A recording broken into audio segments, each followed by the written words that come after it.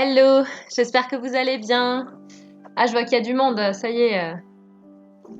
Dès qu'on parle d'aubergine, il y a du monde en fait, c'est ça. C'est ça. Ah, il fait très très chaud ici. Bonjour à tous, ça fait plaisir de vous voir. Je vois Germain, je vois Edendal, évidemment, professeur Koala, je vois Odezen, je vois Do-Tortue. Bienvenue, bienvenue, bienvenue Lisa. Que de beau monde ce soir pour, euh, pour parler de sexe. Alors je vous préviens tout de suite, bonjour Harper Six. Je vous préviens tout de suite, ce sera tout public, hein, c'est indiqué dans la description. Ok Mathilde, pas de souci, de toute façon je vais prendre un petit peu de temps, c'est pour ça aussi que je passe un petit peu de temps au début. C'est chouette que Mathilde ait pu se libérer. Donc oui, ce sera tout public, hein, déjà parce que Twitch aime pas trop quand c'est pas tout public, pour commencer. Et puis aussi, là, le but, ça va être de parler du sexe en littérature, de parler de la place du sexe en littérature, de l'intérêt, en fait. Donc voilà, c'est vraiment plutôt ça qui ici, va nous importer, plutôt que vraiment du concret et du réel, on va dire ça comme ça. Donc si c'était ce que vous cherchiez, je vais vous décevoir. Mais en tout cas, nous, on va essayer de réfléchir, et je pense que ça peut avoir un certain intérêt, de réfléchir à cette place du sexe en littérature qui évidemment est colossale. Hein. Je vous laisse partir sur les jeux de mots, vous allez avoir la possibilité de faire un certain nombre de jeux de mots. Je commence directement. Ah, bonsoir Mathilde. Bonsoir Naneuil. Bonsoir Zot. Mais punaise, il y a beaucoup de monde. De la littérature, waouh, je me suis arrêtée après mon bac L. Oui, alors de la littérature où on parle aussi d'un sujet en particulier. Bonjour Sarah. Mais oui, le but c'est justement un petit peu de parler de littérature aujourd'hui, mais une thématique en particulier qui en général fait venir le monde. Bon, mais merci beaucoup, Arpé6. Non, je vais y arriver. Arper6. J'ai du mal à lire, hein. Mais sinon, à part ça, ça va. Merci d'être un bon élève, toi aussi. On va peut-être passer le cap des 200 cet après-midi. Alors, j'aurais pu parler de Flaubert. J'y ai pensé, hein, parce que honnêtement, la scène du fiacre dans Madame Bovary, c'est clairement... voilà. Mais non, en fait, j'ai essayé de me centrer sur un certain nombre d'exemples, 8 exemples exactement, selon 4 thématiques dont je vais vous parler tout de suite. Mais ça aurait pu parler de Flaubert. Évidemment, je n'ai pas la prétention de faire le tour de la question du sexe en littérature, parce que je pense que vous avez des choses à faire dans votre vie plus tard que de m'écouter pendant des heures et des heures. Oui, tout à fait. Waouh, j'ai un raid, super, merci beaucoup. Merci beaucoup. Ah, Space Tomalix. Elle est trop bien. Merci beaucoup. Alors, est-ce que banane est supérieure aubergine? Ça, c'est... c'est une question. Ah oui, Madame Bovary, d'accord, une de tes œuvres de bac. Bah oui, non mais forcément. Ah, ça fait trop plaisir de te voir, Alice. Bonsoir, le gonfleur d'hélice. Bonsoir, Tienou. Bonsoir, F5 PBG. J'ai réussi du premier coup. Bonjour, Naturaliste. Oh là là, mais il y a tellement de monde. Combien ça mesure une aubergine en banane? Ça dépend de la taille de la banane et de la taille de l'aubergine. Évidemment. Bonjour Bastien. Bonjour Jean-Bar. Ah, c'est chouette que vous soyez là. Ah, merci d'être un bon, élève, Alice. Je vais y arriver. Il y a trop de monde ce soir. Merci beaucoup, ça fait plaisir de vous avoir. Ah, bonsoir Jeanne. Je me disais aussi, on peut pas commencer sans Jeanne. Waouh, trop de monde. Si on passe le cap des 200, ça va me faire très très plaisir. On n'en est pas loin là. Oui, c'est pour ça que je disais que j'allais faire un live aubergine et pêche. Tout à fait. N'oubliez pas 5 fruits et légumes par jour. Merci F5 PBG. T'avais pas compris, d'accord. 67 viewers, ouais, ça fait plaisir. Ça mesure quelques cacahuètes. Et combien combien en abricot? Merci Dorian. Ah, merci. Merci le gonfleur d'hélice.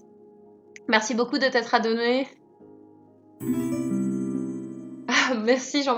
Non, en fait, je pense pas que ce soit que le sujet. Je pense que c'est aussi la qualité énorme de mon collectif que j'aime. Oui, tout à fait. Il y a un peu de collectif, effectivement, en plus d'autres élèves. Ah, merci beaucoup, le gonfleur, je viens d'avoir. Mais pas que, hein, pas que, évidemment. Vous avez aussi du qualité de la qualité, mais il y a effectivement POC Science qui est là et ça me fait tellement plaisir. Je vous redonne le... Ah bah tiens, Germain, les grands esprits se rencontrent. Oui, mais tendamment, mais en même temps, enfin, je veux dire, j'ai assisté à ton live hier, Alice, et j'étais là genre, ah, j'ai tellement pas le niveau par rapport à tous ces gens. Bon. Ah, merci pour les follow, on est à 186, on n'est pas loin, on n'est pas loin. Donc ça me fait tellement plaisir de vous voir ce soir en plus pour parler de quelque chose de vraiment qualité. Non, c'est pas le sujet, nous ne le connaissons pas avant qu'Alice nous raide. Ah bah donc c'est pas le sujet, donc c'est bien ce qui me semblait, c'est juste la qualité énorme de POC Science, merci.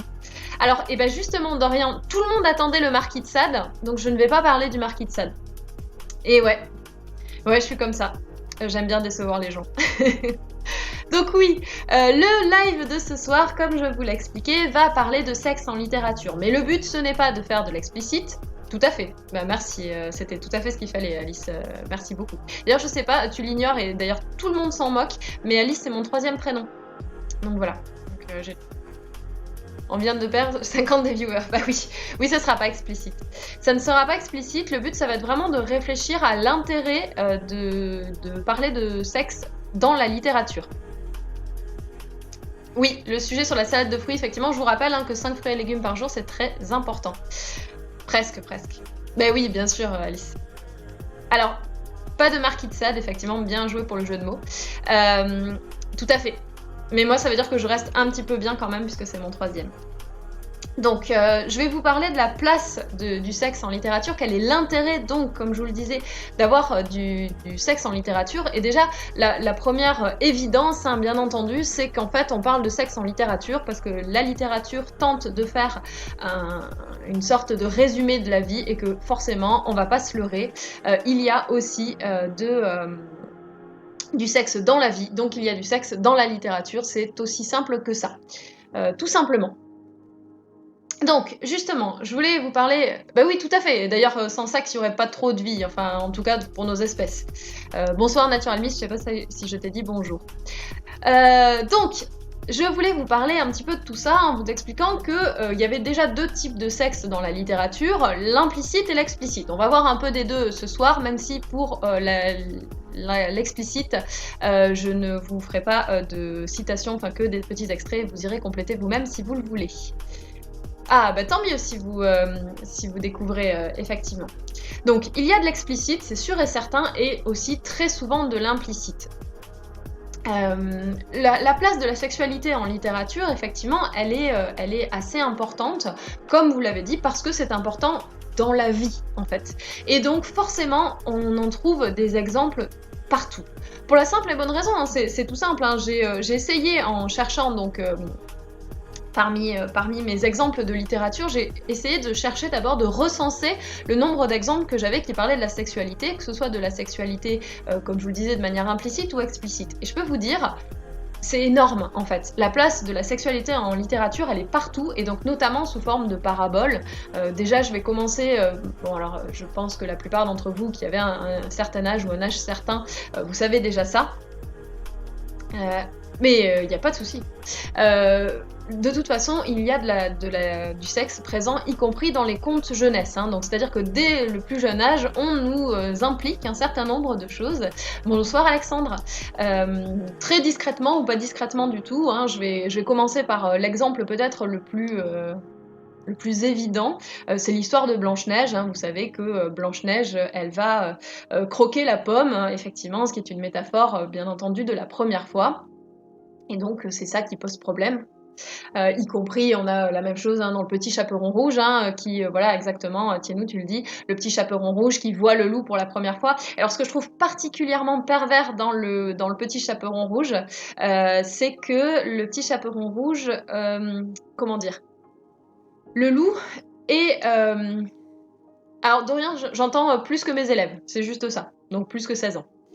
Le petit chaperon, donc dans le petit chaperon rouge, c'est la question du loup, effectivement. Elle a vu le loup. Et une fois qu'on a dit que non seulement le loup, c'était évidemment donc la métaphore de la première fois, mais également, et c'est peut-être ça qui pose problème aussi, la métaphore du père, là, ça commence à devenir franchement dégueulasse.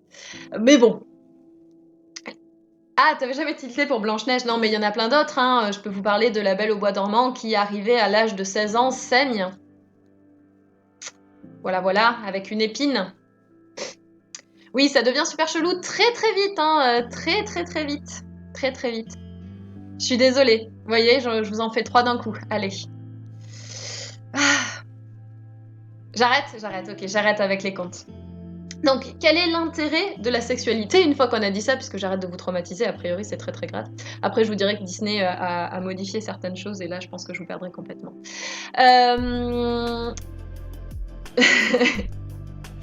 Ouais, bah oui, le père, hein, je suis désolée, c'est vraiment compliqué. Donc, le sexe est une préoccupation importante de l'être humain, et les auteurs peuvent aussi avoir... Comment ça, t'as rien vu? Ah bah oui, non mais bien sûr qu'on n'a pas lu les mêmes bouquins. Non mais vous savez, quand on dit que les professeurs de français sont obsédés par le sexe, c'est pas vrai, c'est qu'elle est partout dans la littérature. Donc ce ne sont pas les professeurs de français qui sont obsédés par ça, ce sont les auteurs qui sont parfois obsédés, et parfois ça se voit même dans leur vie, hein. Clairement, je vous avais parlé l'année dernière de Victor Hugo. Victor Hugo, dans le genre, voilà, fallait pas trop lui en promettre, hein. Bref, mais cela dit, on a aussi du sexe parce que parfois c'est plus réaliste en fait, parce que dans la vie tout simplement, on l'a vu, il y en a. En outre, c'est parfois aussi le symbole d'un engagement d'une époque, comme c'est le cas pour le libertinage. Vous faisiez mention tout à l'heure donc de la question du marquis de Sade, hein, évidemment. Le marquis de Sade est aussi un des marqueurs de l'époque du libertinage, qui est donc une libération sexuelle, mais aussi une libération tout simplement plus morale des carcans de la société, et notamment la religion.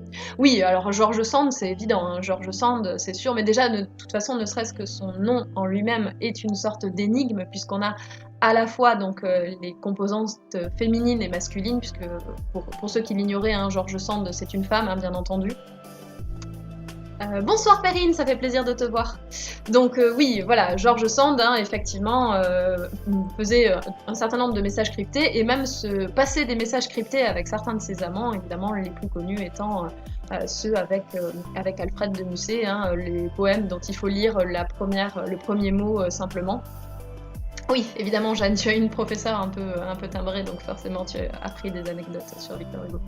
Donc oui, vous connaissez sans doute ce fameux échange de poèmes où vous pouvez effectivement lire juste le premier mot des poèmes. Ça a l'air d'être un poème d'amour tout à fait logique, et si vous lisez le premier mot de chaque vers, ça donne quand voulez-vous que je couche avec vous, et la réponse de George Sand était en simplement 2 mots,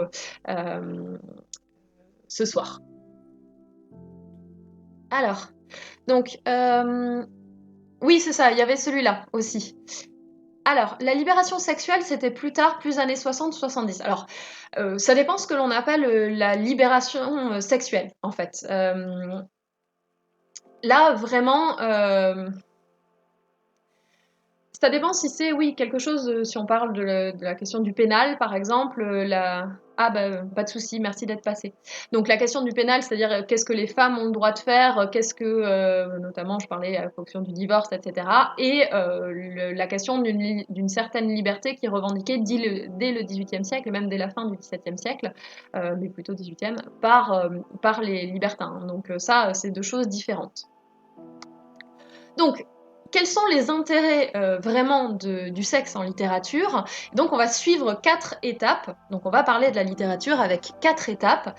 La première, donc, c'est la caractérisation du personnage. On présente donc un personnage par l'intermédiaire de la sexualité, de sa sexualité. Il y a aussi la question de l'avancée de l'action, parfois. Ah ben pas de souci, Neneuil, pas de problème, bon appétit. Donc l'avancée de l'action, c'est-à-dire que parfois, en fait, on va même faire reposer l'intrigue ou même l'action d'une œuvre sur la question de la sexualité, et on va le voir tout à l'heure. Il y a aussi la question de la dénonciation et de l'engagement. Ça peut être une marque d'engagement que de justement parler de sexualité. Et évidemment, on ne va pas pouvoir passer à côté de la question du viol et de la violence sexuelle en littérature, parce que ça, c'est quelque chose que l'on retrouve malheureusement beaucoup trop souvent. Donc, sans plus tarder, parce que je ne veux pas vous garder 2 heures non plus, on va pouvoir parler de la caractérisation des personnages. Les rois restent entre eux pour garder la pureté du sang. Oui, ça c'était pas très malin, effectivement. Donc je vais vous parler de 2 personnages en particulier que nous avons rencontrés en classe, donc c'est pour ça que je les ai choisis Donc ce soir, la princesse de Clèves et puis Julien Sorel. Alors évidemment, je ne pouvais pas faire un live sur la sexualité sans vous parler de Julien Sorel, ce crétin absolu que j'adore et que je déteste en même temps. Bon là, en l'occurrence, on va commencer par la princesse de Clèves. Alors la princesse de Clèves... Oh, c'est pas grave si tu les as pas lus, je vais vous en parler, il n'y a pas de problème. Donc la princesse de Clèves, qui est aussi au programme du bac cette année, même si moi je le fais pas avec mes classes, mais voilà. Oui, bah oui. On va en parler tout de suite. Donc la princesse de Clèves, il faut voir aussi que, mine de rien, elle a l'air de rien, mais bon... Oui, tout à fait, professeur Coll. Elle a l'air de rien, la princesse de Clèves, et on est dans une époque quand même un petit peu particulière, mais je vais vous en parler, vous allez voir, je vais relever le voile, parce que autant certains auteurs sont explicites, autant chez la princesse de Clèves, je pense que je peux vous lire le passage, et si je ne dis pas qu'il y a un sous-entendu, vous ne le voyez pas forcément. Tout à fait, exactement, Théas, c'est la question de la princesse de Clèves avec son amant dans les buissons. Donc, pour ceux qui ignorent le contexte de la princesse de Clèves, donc c'est Madame de Lafayette qui écrit. Eh ben, je sais pas, Bastien, tu peux leur demander, il y a certains de mes élèves qui sont là, tu peux leur demander s'ils souffrent vraiment dans la vraie vie véritable quand ils m'ont en cours. Notamment, tu as Jeanne, hein, qui est une de mes anciennes élèves. Bonsoir, Kaofi, ça fait plaisir de te voir. Donc oui, je vous disais, La princesse de Clèves, c'est écrit par Madame de Lafayette, donc on est au XVIIe siècle, et elle écrit donc sur le XVIe, donc l'histoire se passe au XVIe siècle, et donc ça va nous présenter l'histoire de Mademoiselle de Chartres, qui est une princesse, enfin qui va devenir une princesse plutôt de la très haute noblesse en épousant le prince de Chartres. On ne souffre pas. Oui, vous ne souffrez pas, bah c'est gentil Lisa, merci. Le temps que ça remonte au cerveau. Donc oui, elle va épouser le prince de Clèves, dont elle n'est pas amoureuse, mais sa mère lui a dit c'est important d'être fidèle en amour conjugal. Elle lui dit même, hein, c'est le seul moyen d'être heureuse pour une femme, c'est d'aimer son mari et d'en être aimée. Voilà. Et donc là, clairement, on est sur un autre type d'amour, puisque forcément c'était impossible d'être absolument amoureuse de son époux, et elle va effectivement tomber amoureuse d'un amour passion pour le duc de Nemours. En plus bon, c'est un côté un petit peu cliché, c'est la plus belle, c'est le plus beau, ce sont les seuls qui sont dignes d'eux, il y a tout qui les prépare. Ça va, vous arrêtez de faire des commandes s'il vous plaît les enfants? En plus vous les connaissez pas toutes. Donc elle est amoureuse du duc de Nemours, mais elle veut rester fidèle à son mari, donc elle décide de s'éloigner de la cour pour se sortir de la tête le duc de Nemours. Et donc, je vais vous lire un passage où le duc de Nemours, fou de douleur de ne pas pouvoir la voir, l'a suivie dans sa propriété de campagne et l'observe dans les buissons, cachés par une fenêtre, alors qu'elle croit être seule.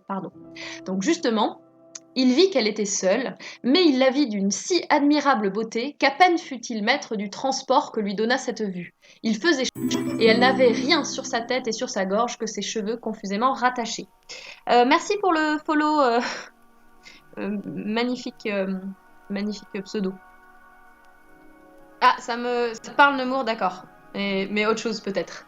Donc oui, elle n'avait rien sur sa tête et sur sa gorge que ses cheveux confusément rattachés. Vous comprenez, hein, tout simplement, elle est en tenue de nuit, donc elle a rien sur la tête et la gorge, c'est-à-dire la poitrine. C'est dans le texte, hein, oui, tout à fait, je vous ai vraiment lu un extrait. Et donc on dit quand même, il la vit d'une si admirable beauté qu'à peine fut-il maître du transport que lui donna cette vue. Le transport amoureux, je pense que vous pouvez commencer à comprendre ce que ça veut dire, mais je continue un petit peu. Elle était sur un lit de repos avec une table devant elle où il y avait plusieurs corbeilles pleines de rubans. Comment ça? Merci pour le follow. Oui, c'est hyper glauque, hein. Oui, c'est un gros pervers. Hein. Donc, elle était sur un lit de repos avec une table devant elle où il y avait plusieurs corbeilles pleines de rubans. Elle en choisit quelques-uns et Monsieur de Nemours remarqua que c'était des mêmes couleurs qu'il avait portées au tournoi. Il vit qu'elle en faisait des nœuds à une canne des Indes, fort extraordinaire, qu'il avait portée quelque temps, blablabla, elle lui a volé sa canne. Bref. Après qu'elle eut achevé son ouvrage avec une grâce et une douceur que répandaient sur son visage les sentiments qu'elle avait dans le cœur, elle prit un flambeau et s'en alla proche d'une grande table vis-à-vis du tableau du siège de Metz, où était le portrait de Monsieur de Nemours. Elle s'assit et se mit à regarder ce portrait avec une attention et une rêverie que la passion seule peut donner. Ah non, pardon. Pardon, non. Donc, vous voyez, hein, elle est en train de regarder attentivement le portrait de Monsieur de Nemours dans une rêverie.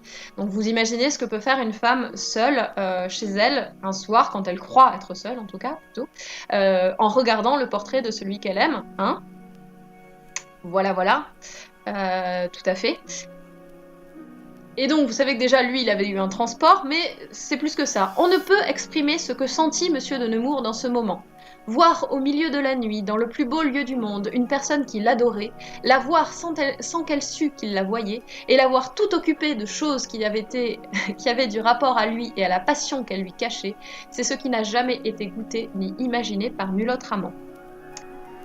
Et bah oui, Holy Crap, effectivement, c'est tout à fait ça. C'est-à-dire que vous vous doutez bien que l'un comme l'autre, effectivement, il joue au Scrabble, elle en regardant son portrait, puis lui en la regardant jouer au Scrabble. Tout à fait. Et ouais, je suis désolée, je vous casse tous vos rêves. Ah bah évidemment, hein, occupé du transport. Enfin, dès qu'on parle de transport, en général, il faut se méfier parce que le transport, c'est vraiment la passion amoureuse. Donc ça peut être la passion amoureuse d'un point de vue moral, ça peut être aussi la passion amoureuse d'un point de vue bien plus physique. Mais oui, non, mais ça, je me doute bien, mais ça, c'est logique. En même temps, enfin, déjà, il faut savoir que la langue du XVIIe siècle, là vous aussi vous pouvez faire des jeux de mots si vous voulez, la langue du XVIIe siècle est particulière, on la comprend beaucoup moins aujourd'hui qu'on ne la comprenait à l'époque, donc déjà ça, puis en plus, cette espèce de voile de douceur qu'on met dessus, bah, c'est pas étonnant.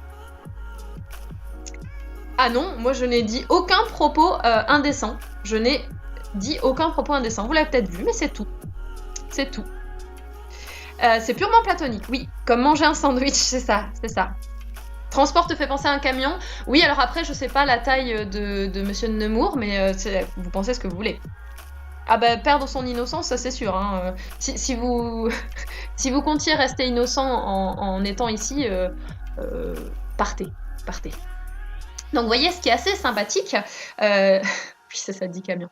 Ce qui est assez sympathique, hein, quand on y réfléchit, c'est déjà dans un premier temps que on voit la caractérisation des personnages, on voit qu'ils sont amoureux tous les deux, etc. Donc déjà ça c'est un premier élément. Mais on a aussi un deuxième élément, hein, c'est le positionnement des personnages. Donc elle est occupée de lui quand elle est seule, pas de problème, mais on a quand même la caractérisation du personnage de Nemours, c'est elle refuse de te voir. Lui, il veut la voir de force et il la mate par la fenêtre la nuit. Ce qui est extrêmement glauque. Ah, t'as dit partez, le live a fait chez moi. Bah oui, non mais ça c'est sûr que si vous êtes innocent et que vous comptez le rester, run you fools. Ah, chez vous aussi ça freeze, alors attendez, je vais regarder si c'est mon truc qui a du mal. Non. A priori ça va. J'ai eu une baisse de connexion il y a 22 minutes, mais c'est tout. Bon. Je ne sais pas, il y a peut-être de l'orage, on va dire ça comme ça. Bon voilà, donc Madame de Clèves et le duc de Nemours sont tous les deux déterminés par cette question. Ah oui, c'est complètement pervers, hein, le fait de mater comme ça son amante, c'est quand même très très bizarre, hein, on est bien d'accord. Donc ça déjà, c'était déjà assez particulier, ça nous donne le positionnement des deux personnages, positionnement sans jeu de mots bien sûr, mais évidemment, hein, sans parler de ça, ça va aussi quelque part, d'une certaine manière, nous mener tranquillement vers la fin de l'histoire, puisqu'on sait que la princesse de Clèves va rester fidèle à cet amour qu'elle ressent jusqu'à la fin, alors que le duc de Nemours va être dans un positionnement beaucoup plus ambigu. Je regarde Pog dormir toutes les nuits. Non, c'est sale. Faut pas dire des choses pareilles. Bon, maintenant on parle de celui que vous attendez tous, le grand, le sublime, le ridicule, le stupide. Julien Sorel. On l'aime bien, mais qu'est-ce qu'il est bête. Julien Sorel, donc, dans Le Rouge et le Noir, évidemment, de Stendhal. grand auteur du 19e siècle qui nous présente ce personnage dans sa construction, hein, puisque c'est un roman de formation. Alors oui, c'est censé être romantique, hein, mais tout n'est pas romantique, je peux vous le dire. Mais d'ailleurs, c'est pareil chez Julien, hein, il est censé être romantique et vous allez voir que c'est pas du tout romantique, hein, ce qu'il va faire. Ah oui, bah oui, non mais il a fait dire ça à tout le monde en fait, genre mais non, mais quel crétin. Ah bah moi j'aurais dit en cours hein, que je le considérais comme un crétin. Et bon, on l'aime bien quand même, mais c'est quand même un crétin. Et donc justement, notre ami Julien Sorel s'est mis en tête de séduire Madame de Rênal, la femme du maire et maman des élèves qu'il a comme précepteur. Donc c'est fabuleux. Ouais, il est innocent, enfin pas tout à fait innocent. Hein. Et donc justement, on va réfléchir sur la question de la première nuit entre tous les deux, puisqu'il essaie de la séduire, et comme ça marche pas, il dit « Allez, j'y vais, vous savez le principe, hein, oublie que t'as aucune chance et fonce ». Il lui dit « Je viens chez vous ce soir à 2h ». Voilà, je viens dans votre chambre à 2h, et puis il espère que ça passe. Mon Dieu. Bon, alors, il est absolument ridicule et idiot hein, quand il se réveille. Déjà, il est désolé. Il dit « Oh mon Dieu, il va falloir que j'y aille parce que je lui ai dit que j'y allais. » Ok. Donc, il nous dit hein, « Je lui ai dit que j'irais chez elle à 2h, se dit-il en se levant. Je puis être inexpérimenté et grossier comme il appartient au fils d'un paysan. Madame Derville me l'a assez fait entendre. Mais du moins, je ne serai pas faible. » Bien sûr, il nous dit ça. Julien avait raison de s'applaudir de son courage. Jamais il ne s'était imposé une contrainte plus pénible. Le monsieur va chez sa copine hein, pour coucher avec elle pour la première fois, donc c'est contrainte plus pénible. Oui, c'est ça, mais Dorian, ça passe justement. En ouvrant sa porte, il était tellement tremblant que ses genoux se dérobaient sous lui et il fut forcé de s'appuyer contre le mur. Le mec vient de nous dire « Je ne serai pas faible ». La phrase d'après, c'est « Il ouvre la porte, il faut qu'il s'appuie contre le mur parce que c'est vraiment trop dur pour lui ». Mon Dieu. Bon, pareil, après il va écouter à la porte de Monsieur de Rênal, il l'entend ronfler. Oui, vous m'avez compris, je fais un... Maîtresse. Je fais un raccourci. Bon, bref, hein, je vous passe l'intégralité de la traversée du couloir qui ressemble vraiment à un chemin de croix. Je vous dis quelques petits passages hein, du genre « Enfin, souffrant plus 1000 fois que s'il eût marché à la mort, il entra dans le corridor qui menait à la chambre de Madame de Rênal. » Donc vous voyez, hein, voilà, il souffre plus donc plus de 1000 fois, souffre plus 1000 fois plus que s'il allait à la mort. Donc voilà. Bon, très bien. Il rentre dans la chambre de Madame de Rênal, elle est réveillée. Quelle horreur! Et donc, je rappelle, il nous a dit « Je ne serai pas faible ». Il répondit à ses reproches qu'en se jetant à ses pieds, en embrassant ses genoux, parce que bah oui, il lui fait des reproches, genre t'as pas de pointer dans ma chambre, voilà. Comme elle lui parlait avec une extrême dureté, il fondit en larmes. Vous avez vu le courage de Monsieur Julien. Mais, c'est ça qui est fou, ça fonctionne. Quelques heures après, quand Julien sortit de la chambre de Madame de Rênal, on eût pu dire en style de roman qu'il n'avait plus rien à désirer. Bon, s'il n'a plus rien à désirer, a priori, c'est qu'il a conclu. Mais pourquoi? Et là, c'est ça que j'adore. En effet, il devait à l'amour qu'il avait inspiré et à l'impression imprévue qu'avait produite sur lui des charmes séduisants, une victoire à laquelle ne lui pas conduit toute son adresse si maladroite. Donc, ok, il a eu la victoire, hein, donc on a compris, il a réussi à jouer au Scrabble avec Madame de Rênal et manifestement il a gagné. Et comment ça se fait qu'il ait réussi ça? Il a réussi par deux aspects, vous le voyez bien, hein. L'amour qu'il a inspiré, bon ça d'accord, il lui a inspiré des sentiments amoureux, tout va bien dans le meilleur des mondes, et l'impression imprévue. Alors l'impression imprévue, c'est tellement beau, la gaze du 19e siècle, j'aime tellement. Donc l'impression imprévue, hein, ça serait, comment vous dire, une certaine réaction physique que peuvent avoir les hommes en face d'une personne qui leur plaît. Hein. Là, en l'occurrence, donc lui, c'est Madame de Rênal qui est en déshabillé puisque elle était couchée. Donc voilà, il a une réaction physique imprévue et manifestement, voilà, tout à fait. Et manifestement, il met sur le même plan, Stendhal, il met sur le même plan l'amour et puis l'impression imprévue. Voilà. Voilà, c'est ça. C'est ça. C'est exactement ça. C'est la même principe, c'est la même technique que dans Oh I Met. Alors lui, pour le coup, il est pas nu, hein, mais ça revient au même. Il avait probablement un argument de poids. Voilà, la Tour Eiffel, exactement. Exactement. La Tour Eiffel, hein, étant évidemment une citation d'Apollinaire qui dit à Lou dans ses enfin, pas dans ses poèmes à Lou, justement dans une lettre personnelle, il dit effectivement qu'il est très excité de la voir, et il dit à l'instar de la Tour Eiffel, où voilà, vous voyez tout ce qu'il en est, etc. Donc, qu'est-ce qui a fait que notre ami Julien a réussi à conclure? Eh bien, voilà, c'est effectivement l'argument de poids, le transport, hein, tout à fait, vous avez parfaitement compris. Donc, vous voyez, dans la caractérisation du personnage, on nous dit que c'est un crétin, qu'il a aucun courage. D'ailleurs, je vous ai passé un passage que je trouve aussi à hurler de rire, parce que il dit, bon, bah, il a plus de prétexte pour ne pas aller chez elle, mais grand Dieu, qu'y ferait-il? Donc je sais pas si vous posez des questions sur ce que peuvent faire deux adultes consentants dans une chambre quand ils sont tous les deux. Bon, lui, manifestement, il savait pas, mais il a quand même réussi à se débrouiller grâce au transport imprévu. Donc, vous voyez, hein, le but, c'est aussi de montrer dans la caractérisation du personnage, c'est quand même de montrer, bah voilà, Julien, c'est un crétin, mais il arrive quand même à s'en sortir parce que, bon, c'est sa première fois, mais il est pas si neuneux que ça, finalement. Mais un peu quand même. Une bataille de polochon, tout à fait, exactement. Bref, donc là, notre ami Julien qui finalement passe du statut de crétin complet à, bon bah finalement il a quand même réussi à choper à la fin. Oui, alors après vous pouvez faire tous les jeux de société que vous voulez. Moi je penche pour le Uno, mais c'est personnel. Voilà.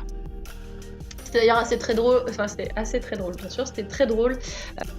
Lorsque en classe j'ai un de mes élèves qui me dit oui, mais elle était réveillée, Madame de Rênal. Je dis oui, tout à fait, parce que je fais cet exemple en classe, hein, évidemment.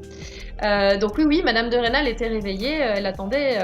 Et puis il y en a un qui me fait ah oui, elle l'attendait pour jouer au Scrabble. Je dis non, je pense pas que c'était ça le but à l'origine. Je pense pas qu'elle pensait céder. Puis il fait oui, on peut pas jouer au Scrabble tout seul.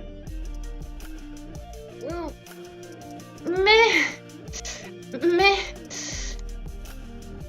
voilà. Bon, il a fallu que je lui explique que si on pouvait jouer au Scrabble tout seul. C'est gênant. Le plus 4, c'est pas mal, oui. Alors après, dès qu'on commence à plus de 5 personnes, c'est compliqué. Mais c'est pas grave, hein. Je pense que j'ai débunké un certain nombre de clichés, peut-être, de cet élève qui s'imaginait que les filles, ne jouaient pas au Scrabble toutes seules. Mais bon, je pense qu'il était temps qu'on leur dise. Alors oui, pardon à messieurs dans le chat si vous vous posiez la question. Si, on peut jouer au Scrabble toute seule. On n'a pas forcément besoin de vous. Voilà. Bref, je passe sur ce moment gênant. Oui, tout à fait. Ah, désolé, hein. Ils sont en première. Ils sont en première. C'est une question socialement vive. Ouais, ça y est, façon lancement comme hier soir. Boum. Ah bah ça déconne pas ici, mais tu t'imagines, ça déconne même pas en classe avec moi, alors c'est un peu fou. Oh, j'ai traumatisé. Bon, je passe un peu parce que j'ai beaucoup envie de vous parler du reste aussi, et je voulais vous parler justement de l'avancée de l'action, parce que il s'avère que parfois, c'est ça, il s'avère que parfois le sexe sert vraiment à l'avancée de l'action, c'est-à-dire que le sexe est un des ressorts de l'action, et je voulais vous parler notamment donc, de la première scène que vous avez illustrée sur la gauche, c'est-à-dire du mariage de Figaro. Vous connaissez tous le mariage de Figaro de Beaumarchais, ou si vous ne le connaissez pas, arrêtez ce live et allez le lire, ou bon, après, vous le lirez après. Ah oui, pardon, excuse-moi Dorian, ils ont 16 ans. Ils ont 16-17 ans. Voilà. Oui. Donc, le mariage de Figaro, hein, qui est une pièce extraordinaire que je vous conseille très vivement. Donc une pièce de théâtre qui donc vraiment repose en grande. Oui, voilà, tout à fait. Oui, vous avez des captations sur YouTube aussi. Donc, qui repose véritablement sur la question du sexe. En fait, il faut savoir que toute l'action de la pièce repose sur la question du sexe. Ah bah c'est pas grave Lisa, tu regarderas la suite plus tard. À demain. Ah oui? Bah désolée, moi c'est ça mon ambiance en cours.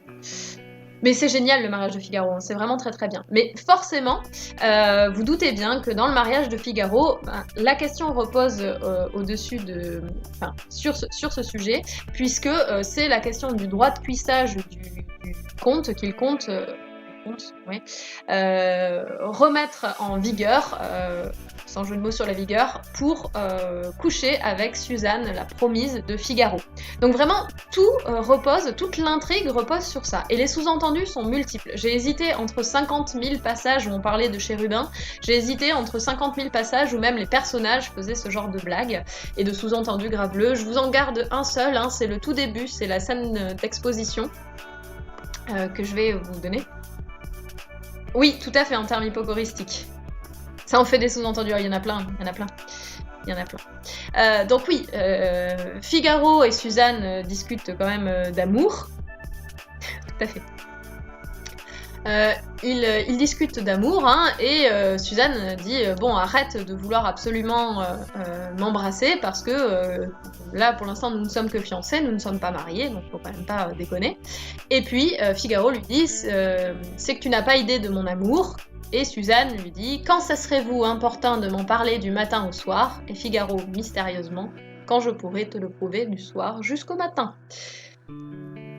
Les doubles sens. Donc voilà, vous vous doutez bien que tout ce qu'on peut prouver du soir jusqu'au matin, c'est évidemment à quel point on est bon au Scrabble. Et vous voyez, vraiment, l'intrigue repose sur ça. Là, je vous ai donné un sous-entendu. Et oui, je vous ai donné un sous-entendu, mais il y en a énormément, mais vraiment énormément dans cette œuvre. Et puis surtout, bah, l'origine, c'est ça, hein, l'origine de la pièce, c'est le comte qui a envie de coucher avec Suzanne, et Suzanne qui veut pas. Et ça, vraiment, l'intrigue même de la pièce repose sur ça. Sans ça, on n'a pas d'intrigue. Oui, c'est joliment dit. Oui, non mais c'est très beau. Et c'est Beaumarchais, c'est pas n'importe qui. Beaumarchais fait partie des auteurs que j'admire le plus au monde. C'est très bien tourné, voilà. Donc vous voyez que l'intrigue même repose sur ça, et donc la sexualité ici sert à clairement à prouver le propos, à soutenir le propos et même l'action. Oui, et c'est aussi un chiasme, Jeanne, merci. Un petit peu moins connu, parce que je pense que Beaumarchais, vous le connaissiez quasiment tous, le mariage de Figaro, mais là, je voulais vous parler d'une œuvre un petit peu moins connue qui m'a un peu traumatisée, puisque j'ai passé 7 heures de concours blanc d'agrégation dessus. C'est l'illustration que vous avez à droite, donc c'est une illustration de l'amant de Marguerite Duras. Alors, je vous le dis tout de suite, ça va être un poil glauque, puisque vous avez donc la photo de deux personnes qui ont réellement existé. Oui, tout à fait, professeur Collat. Donc ce sont deux personnes qui ont réellement existé. Vous avez une photo de Marguerite Duras lorsqu'elle avait donc l'âge où se passe de l'action de l'amant. Et à droite, vous avez la personne qui est justement son amant. Donc je vous le dis tout de suite, hein, à cette époque-là, elle a 15 ans, il en a 27. Oui, c'est ça. Mais là, c'est vraiment, moi, je trouve ça très très glauque. Donc, en fait, c'est encore plus glauque parce que c'est fondé sur une histoire vraie. Et moi, c'est ça qui me choque. Et donc, Duras a expliqué son histoire d'amour avec cet homme, et évidemment aussi son histoire de sexe. Puisque toute l'œuvre repose sur la rencontre amoureuse et puis la relation qu'elle va pouvoir entretenir avec ce Chinois. Et je dis ça parce que c'est simplement le nom qu'elle lui donne dans l'œuvre. Et effectivement, on va vraiment avoir une sorte de roman initiatique, hein, dans lequel on va parler de sa sexualité, de sa première fois par exemple, hein. Vous avez la scène de la première fois qui est très très très explicite. Et puis vous pouvez aussi... Merci pour le follow, Logza. Merci. Alors, je vais devoir vous laisser un tout petit instant parce que j'entends un chat qui hurle à la mort. Excusez-moi.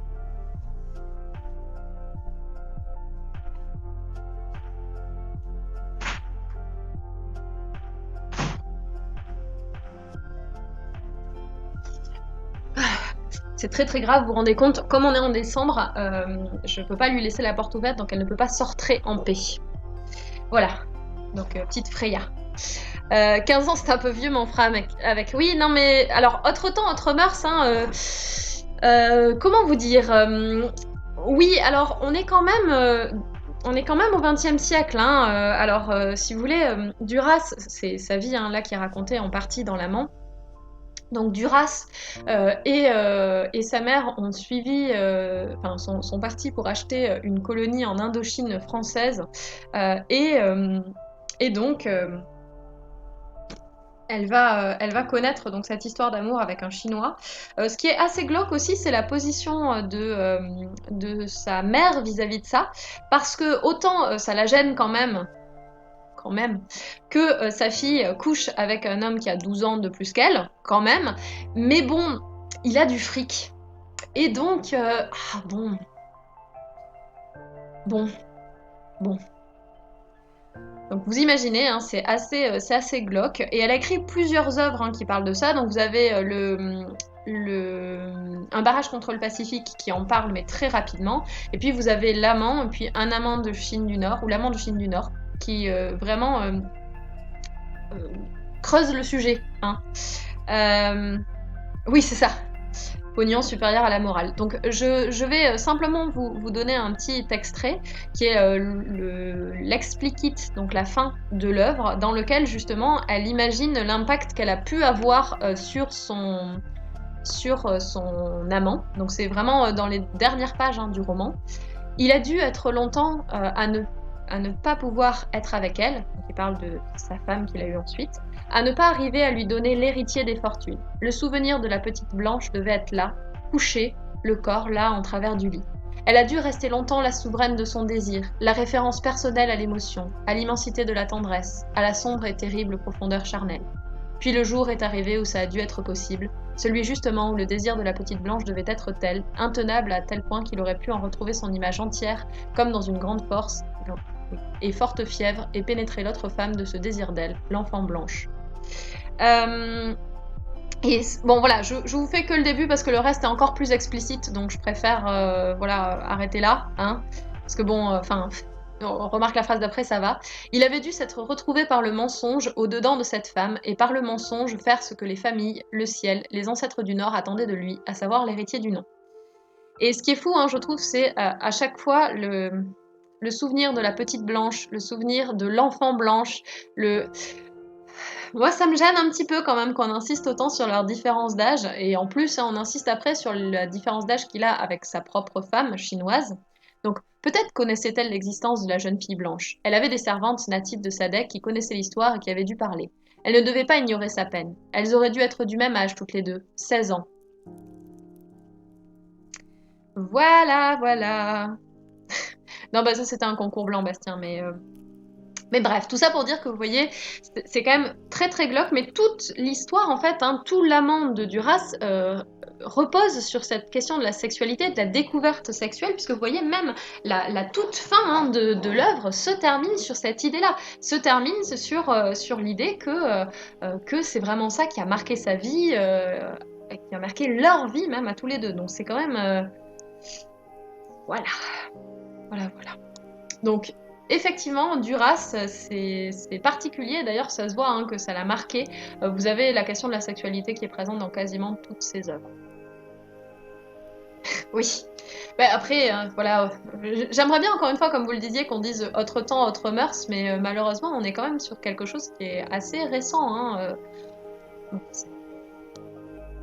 voilà, c'est l'époque de la colonisation française au début du XXe siècle. Hein. C'est pas quelque chose de si ancien que ça. Hein. C'est plus l'âge que la différence d'âge, c'est avec 40 ans et le 30. Ah oui, bah bien sûr. Bien sûr, bien sûr. Non, mais on est d'accord. Ça, je suis tout à fait d'accord, Dorian. Oui, 10 ans d'écart, même plus âgé. Enfin, même ne serait-ce que 25 ans, en fait. 25 ans, 35 ans, ça me choque pas.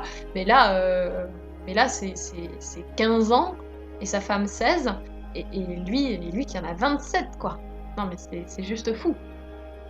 C'est juste fou. Et on voit bien à quel point c'est une habitude presque de l'époque, puisque non seulement elle à cet âge-là, mais sa femme, après, a aussi cet âge-là. Donc on est vraiment sur quelque chose de très glauque et volontaire. Et d'ailleurs, vous le voyez, hein, je trouve quand on voit ces photos côte à côte que je vous ai indiquées, je trouve que c'est flagrant parce qu'on voit que elle a la tête d'une petite fille, parce que bon, ça dépend des personnes, mais à 15 ans, on peut encore avoir la tête d'une petite fille. Et puis lui, il a une tête d'adulte, parce que de toute façon, 27 ans, il est adulte. Et ça, je trouve assez choquant, mais voilà, toute l'action repose sur ça, sur cette découverte sexuelle, et donc quasiment, elle commence, elle se clôture sur la question de la sexualité. Donc c'est vraiment une sorte d'exploration de la découverte de la sexualité qu'on a là, et des conséquences qu'ont pu avoir cette histoire sur les deux protagonistes.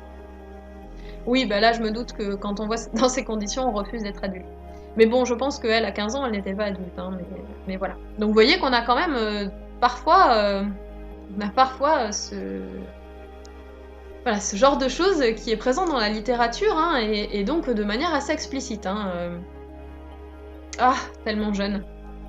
Ça fait bien longtemps que j'ai plus 27 ans. Je suis vieille. Donc voilà pour ce qui était de l'avancée de l'action. Donc vous voyez que ça peut servir vraiment soit être le sujet même de l'œuvre, soit même faire avancer l'œuvre à certains instants aussi. Hein, ça peut être des formes d'étapes. Et là c'est le cas dans L'Amant de Duras, puisque leur première fois c'est une première étape, la première fois avec sa femme que je vous ai lue c'est aussi une étape, etc., etc. Donc on a vraiment les différentes étapes de l'œuvre qui sont marquées par les moments sexuels en fait. Voilà. On va parler maintenant de la question de la dénonciation et de l'engagement, parce qu'on peut parler de sexualité aussi pour soit dénoncer un fait, soit s'engager pour quelque chose, pour une lutte. Et donc c'est pour ça qu'on va voir nos deux personnages que vous avez peut-être reconnus, en tout cas pour celui de gauche c'est sûr c'est Rimbaud, pour celui de droite peut-être que vous ne savez pas. Mais oui, tout à fait, Alice, t'es sur mon live, t'es plus innocente. Alors je sais pas, donc oui, si vous connaissez celui de droite qui est quand même moins connu, du moins de nos jours, que celui de gauche, hein, évidemment, forcément Arthur Rimbaud, voilà, le visage d'Arthur Rimbaud est éternellement connu, je pense. Ce jeune homme hein, qui a tout écrit entre ses 16-17 ans et ses 20 ans, parce qu'après il a estimé qu'il avait fait le tour, qui n'a écrit que de la poésie, qui était un excellent élève. Oui, alors ça, naturaliste, malheureusement, c'est pas la seule chose qui sont dites à l'époque et qui vient à vous aujourd'hui. Ah non, c'est pas le 11e Docteur, ce n'est pas Verlaine, ça pourrait, effectivement, c'est un auteur beaucoup plus récent. C'est un auteur du XXe siècle qui est mort quasiment le même jour que Simone de Beauvoir, qui était d'ailleurs une de ses amies. Faut le connaître pour connaître, oui, je pense. Ah, bah le bateau ivre, bien sûr, c'est un grand miracle. Alors moi, je vais vous présenter un autre texte que je faisais en classe, alors pas cette année, parce que ça correspond moins à la thématique, mais que j'ai fait il y a 2 ans. Vous allez voir que j'adore présenter des trucs horribles à mes élèves. Donc on va parler de Rimbaud, et puis je vous parlerai de l'autre plus tard. Oui, c'est ça, c'est tout à fait. C'est pas ma guerre. Et ben justement, Rimbaud, il a beaucoup écrit pour la dénonciation, et notamment la dénonciation de la guerre. Oui. Il a beaucoup écrit contre la guerre de 70, surtout contre les jeunes soldats qui se faisaient massacrer pour lui. Enfin pour elle, pardon, plutôt. Et c'est ça qui le dérangeait profondément. Mais il n'a pas écrit que pour dénoncer la guerre, il a aussi écrit pour dénoncer la bourgeoisie en général, et aussi l'Église. Et là, je ne peux que lire ce poème que j'adore, que j'adule, mais qui, je vous préviens, va être peut-être difficile à supporter pour vous, du moins quand je vous l'aurai révélé, parce que peut-être qu'au premier abord ça ira. Donc ça se nomme le châtiment de Tartuffe, hein, Tartuffe étant évidemment, vous le connaissez, une référence à Molière avec son personnage d'imposteur, de prêtre imposteur. Pas de souci, Dorian. Donc, je vous lis ce sonnet. Tisonnant, tisonnant son cœur amoureux sous sa chaste robe noire, heureux, la main gantée, un jour qu'il s'en allait, effroyablement doux, jaune, bavant la foi de sa bouche édentée, un jour qu'il s'en allait, ô Rémus, un méchant le prit rudement par son oreille benoîte, et lui jeta des mots affreux en arrachant sa chaste robe noire autour de sa peau moite. Châtiment. Ses habits étaient déboutonnés, et le long chapelet des péchés pardonnés s'égrénant dans son cœur, saint Tartuffe était pâle. Donc, il se confessait, priait, avec un râle. L'homme se contenta d'emporter ses rabats. Peu, Tartuffe était nu, de haut jusque en bas. Donc, bon, déjà on comprend qu'il se fait ridiculiser, hein, ça je pense à la première lecture. Mais si ce n'était que ça, ce serait tout simple. Comment vous dire? Déjà, il faut se rendre compte que quand on a un personnage comme Rimbaud qui insiste fortement sur un fait, ça doit être suspect. Non, c'est pas ça, Bastien. Donc ça doit être suspect. Quand il dit plusieurs fois sa chaste robe noire, on comprend, ça pue. Et en effet, je vous donne un petit trick hein, pour le 19e siècle. Très souvent, les auteurs qui parlent du cœur au 19e siècle, ça veut dire soit l'aubergine, soit le cul. Voilà, au choix. Et donc, quand on dit que ce personnage, il tisonne, hein, vous savez ce que c'est qu'un tisonnier peut-être, cette longue barre de fer que l'on met dans le feu et qui devient rougie, donc au feu, hein. Suspect double sens, oui c'est ça, suspect horrible. Et donc lui il tisonne, hein, il fait oui c'est bon, oui bien sûr que c'est bon à savoir. Donc voilà c'est ça, donc exactement, soit l'aubergine, soit la pêche. Et donc là, moi j'y vois un abricot, mais c'est peut-être une pêche effectivement, mais remarque les deux ça fonctionne hein, finalement.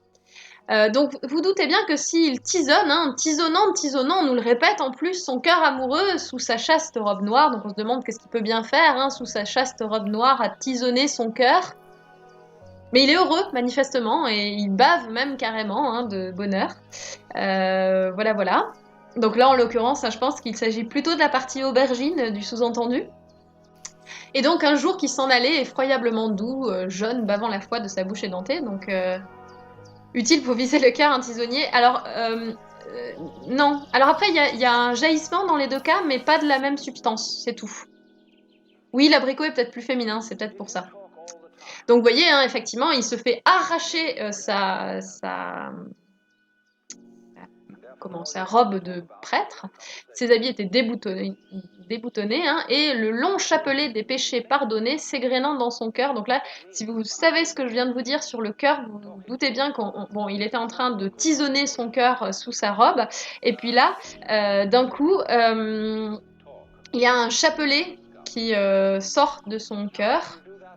Voilà, j'arrête hein, parce que c'est tellement glauque que je vais perdre tout le monde. Tout le monde va s'enfuir. Et donc, oui, c'est plus calme. Alors après, il y a des explosions aussi. Hein voilà. Bref. Donc vous voyez hein, effectivement que ce personnage est critiqué. Ah oui, tout à fait, Perrine, c'est Jean Genet, bien joué. Donc vous voyez hein, le principe, hein, on est en train de critiquer. Ça parle moins de fusée, alors je sais pas, hein, tout est phallique toujours, hein, mais bon. Donc vous voyez, le but c'est évidemment de critiquer la religion ici, parce que normalement un prêtre n'est pas censé trop s'occuper de son aubergine, surtout tout seul, hein, je vous rappelle que l'onanisme est proscrit par la religion, hein, parce que normalement on ne fait du sexe que pour procréer, donc en général quand on fait tout seul c'est difficile de procréer. Donc voilà. Oui, c'est plus propre que les Confessions de Rousseau, mais après je vais vous parler de Jean Genet, ça sera moins propre, mais je vais pas pouvoir tout vous dire parce que ce sera trop explicite et que je vais me faire ban de Twitch sinon. Oui, donc effectivement, qui jaillit, oui, tout à fait. Voilà, il y a des choses qui jaillissent. Donc vous comprenez, hein, le but c'est évidemment de critiquer l'hypocrisie de la religion, ce qui se voit ne serait-ce que par le nom de Tartuffe qui est donné, et puis aussi par tout le reste, hein, le côté évidemment ridicule du personnage qui est critiqué, etc. Bref, tout ça pour vous dire que vous vous doutez bien, hein, le châtiment de Tartuffe est dans le but de critiquer la religion et pour lui l'hypocrisie de la religion et que justement ses propres membres font ce qu'elle refuse, rejette. On n'est pas loin des prêtres pédophiles, hein, c'était déjà une dénonciation en tout cas que l'on avait de ces prêtres dangereux à la fin du 19e siècle. Donc voilà pour Rimbaud. Ensuite, donc je voulais vous parler de Genet. Alors Jean Genet est quand même, je pense, beaucoup moins connu que Rimbaud. Aussi parce qu'il a eu des accointances qui sont quand même un petit peu difficiles à supporter, hein. Je vais tout de suite débunker le mythe Jean Genet. Alors c'est un grand auteur qui est reconnu comme tel. Oui, il y a celui-là aussi, Mathilde, j'aurais pu en parler, effectivement. J'aurais pu parler du cabaret vert, hein, où il parle des seins de la serveuse. Hein. Oui, oui, tout à fait. Il y en a plein, cher Rimbaud. Mais donc le cœur volé, hein, vous voyez le principe, quand je vous ai dit le sens que vous pouvez mettre à cœur. Voilà, voilà. Donc Jean Genet, oui, c'est un auteur donc, qui est un enfant de l'assistance à l'origine, faut savoir, qui a vécu en famille d'accueil et qui après a mal tourné. Alors bon, les raisons de ce mal tournage sont multiples a priori, mais l'une de celles qui est donnée, c'est que en fait Jean Genet a été orienté de force dans une section professionnelle alors qu'il était plutôt au contraire très doué dans les études. Il n'a pas supporté ça. Et c'est à partir de ce moment-là qu'il est parti en cacahuète, on va dire ça comme ça, qu'il a commencé à commettre des vols, il a fini en prison. Et puis aussi, il faut savoir qu'il était homosexuel, et donc forcément, à cette époque-là, c'est pas tout à fait aussi possible qu'aujourd'hui. Et donc justement, c'est la cause qu'il a voulu défendre. Donc il s'est engagé pour la cause des homosexuels, vraiment très fortement.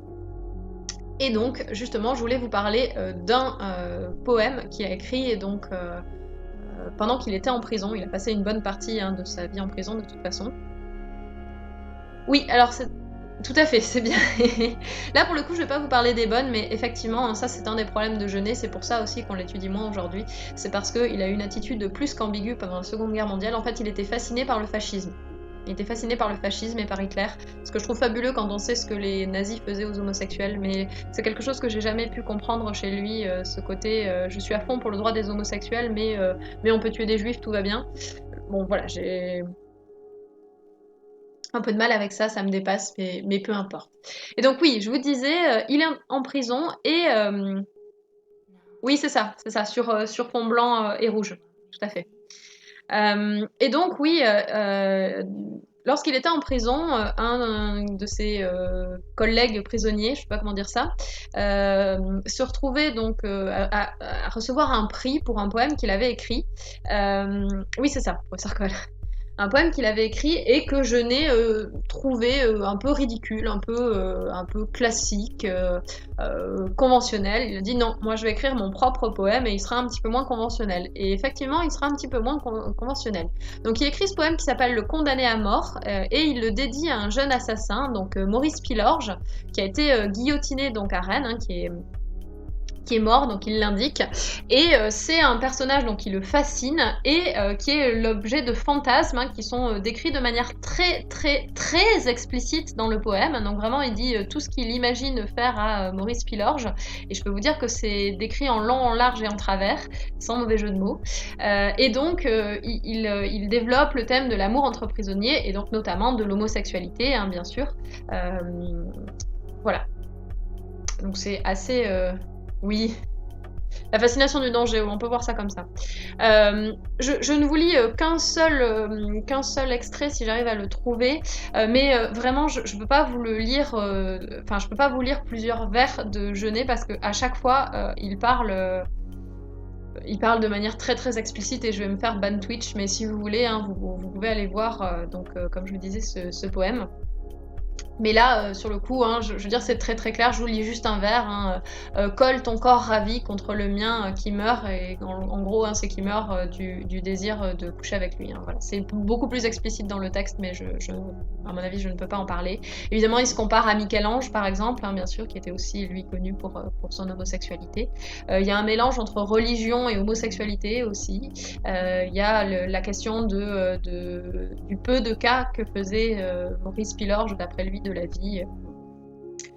Donc voilà, c'est vraiment très très très très très explicite. Hein, donc vraiment, voilà, je vous laisserai en déduire ce que vous voulez en déduire.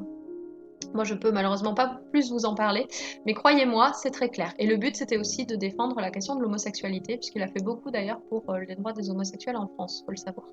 Et donc, si je vous ai choisi une photo de lui, je vous ai choisi une photo de lui assez jeune. En général, on le reconnaît plus quand il est un peu plus âgé et qu'il est devenu chauve. Mais je vous l'ai choisi jeune, puisque quand il écrit ses vers, à ce moment-là, il est très très jeune. C'était une volonté de ma part. J'avais un peu réfléchi mon truc.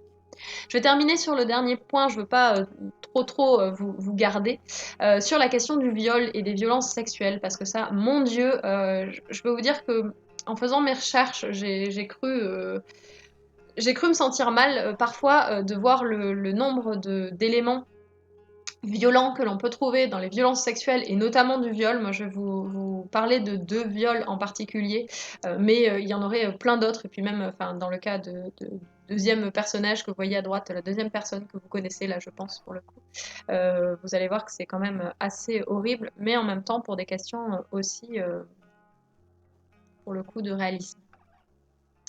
Donc ouais, c'est ça, ça va être l'idée, Edendel, effectivement. Et ça, malheureusement, c'est quelque chose qui est vraiment très fréquent dans la littérature, faut vraiment vous en rendre compte. Donc là, l'image que vous avez à gauche, c'est le verrou de Fragonard, donc qui est, je pense, le... Comment dire ça? L'illustration la plus fréquente que j'ai trouvée pour parler des liaisons dangereuses, hein, qui est vraiment, encore une fois, un ouvrage que je vous conseille, mais qui est à la moralité plus que douteuse, puisque on présente la vie de deux libertins. Oui, c'est Fragonard, tout à fait. Donc on présente la vie de deux libertins, le vicomte de Valmont et la marquise de Merteuil, qui ont été amants, se sont séparés mais bons amis, et continuent leur libertinage chacun de leur côté, en essayant d'être plutôt discrète pour la marquise de Merteuil, parce qu'à cette époque-là, une femme n'est pas censée coucher à tort et à travers, et un peu moins discrètement pour le vicomte de Valmont, qui a une réputation. Je vais vous parler donc justement d'une scène en particulier qui est quand même assez trash, donc si vous êtes sensible, vous pouvez partir, parce que là, on rentre effectivement dans le dur, comme tu disais à Edendal. Donc, qu'est-ce qui se passe concrètement? Dans le début de l'œuvre, hein, oui. Tout à fait. Dans le début de l'œuvre, on apprend que la marquise de Merteuil a été abandonnée par son comment par son amant, hein, et que donc comme elle a été abandonnée donc par son amant, elle décide de se venger de lui. Et donc, comme elle sait qu'il va se marier et qu'il compte se marier, à l'époque, vous savez ce que c'est, on essaie de se marier autant que faire se peut avec une jeune fille vierge qui s'appelle donc Cécile de Volanges en l'occurrence. Il se dit, bah, ça serait quand même elle se dit, ça serait quand même super cool que sa femme, dont il fait le plus grand hommage, enfin, tout le temps en train de dire, elle est magnifique, elle vient juste de sortir du couvent, elle est vierge, c'est parfait, etc. Eh bien, on va faire en sorte qu'elle ne le soit plus. Et donc, elle charge son ami, le vicomte de Valmont, de s'en charger. Oui, tout à fait, hein. Bien sûr, évidemment. Euh, évidemment, c'est très important d'en parler. Et c'est pour ça aussi que moi j'en parle en classe. Et que malheureusement, j'ai aussi des élèves qui viennent m'en parler parce que je trouve que c'est très important de dire voilà, ça existe. Ça arrive malheureusement à beaucoup trop de monde, donc je vous en parle aussi. Oui, Alexandre, c'est un très bon critère de choix, mais malheureusement un critère de l'époque aussi, hein. Donc voilà, le but c'est donc de la pervertir. De son côté, le vicomte de Valmont, il a lui aussi sa propre mission, hein, son petit truc sympa. Il a dans le collimateur la présidente de Tourvel, qui est une jeune femme absolument dévote et fidèle à 100% à son mari. Donc il se dit, ça serait quand même vachement cool que je réussisse à me la faire si elle est aussi fidèle à son mari. Donc voilà, c'est sympa. Là, en l'occurrence, je vais vous lire un extrait de la lettre du vicomte de Valmont à la marquise de Merteuil quand il a enfin réussi son office, hein, ce qu'elle lui a chargé de faire, c'est-à-dire qu'il s'est occupé de la jeune Cécile de Volanges, et vous allez voir à quel point c'est extrêmement glauque. Donc, il a, sous prétexte de lui donner les lettres d'un de ses amis dont elle est amoureuse, en fait, il a réussi à se procurer la clé de la jeune fille et à en faire une copie. Donc elle s'est retrouvée en fait complice sans trop le vouloir, et donc il se dit, bah tiens, je vais débarquer dans sa chambre. Quelle bonne idée, je veux dire. Alors, je vais vous lire ça, mais je vous préviens tout de suite, ça va pas être rigolo. Alors, donc, la jeune fille habite une chambre dont une porte donne sur le corridor, mais comme de raison, la maman en avait pris la clé, il ne s'agissait que de s'en rendre maître, etc., etc. Donc, hein, voilà, il suffit de s'en rendre maître, tout va bien. Il lui demande la clé, elle lui donne, blablabla, blablabla. Après m'être assuré que tout était tranquille dans le château, armé de ma lanterne sourde et dans la toilette que comportait l'heure et qu'exigeait la circonstance, donc c'est-à-dire qu'il est à moitié à poil, hein. Oui, c'est ça, hein, ce sont aussi des illustrations de pratique, tout à fait, hein, je suis tout à fait d'accord. Donc là, en l'occurrence, c'est des pratiques de libertin. Donc, bref, dans la toilette que comportait l'heure et qu'exigeait la circonstance, j'ai rendu ma première visite à votre pupille. Donc vous vous doutez bien que là, quand il dit la toilette que comportait l'heure, c'est qu'il est à moitié à poil. J'avais tout fait préparer, cela par elle-même, pour pouvoir entrer sans bruit. Elle était dans son premier sommeil et dans celui de son âge, de façon que je suis arrivée jusqu'à son lit sans qu'elle se soit réveillée. J'ai d'abord été tentée d'aller plus avant et d'essayer de passer pour un songe. Il vient de nous dire textuellement, j'ai failli la violer dans son sommeil, essayer de passer pour un songe. Bon. Mais craignant l'effet de la surprise et le bruit qu'elle entraîne, j'ai préféré d'éveiller avec précaution la jolie dormeuse et suis en effet parvenue à prévenir le cri que je redoutais. Ah non, mais c'est creepy de fou. Après avoir calmé ses premières craintes, comme je n'étais pas venue là pour causer, j'ai risqué quelques libertés. Sans doute on ne lui a pas bien appris dans son couvent à combien de périls divers est exposée la timide innocence, et tout ce qu'elle a à garder pour n'être pas surprise, car portant toute son attention, toutes ses forces à se défendre d'un baiser, qui n'était qu'une fausse attaque, tout le reste était laissé sans défense, le moyen de n'en pas profiter. Ah non mais c'est horrible, attendez, c'est que le début, c'est que le début, je vous jure.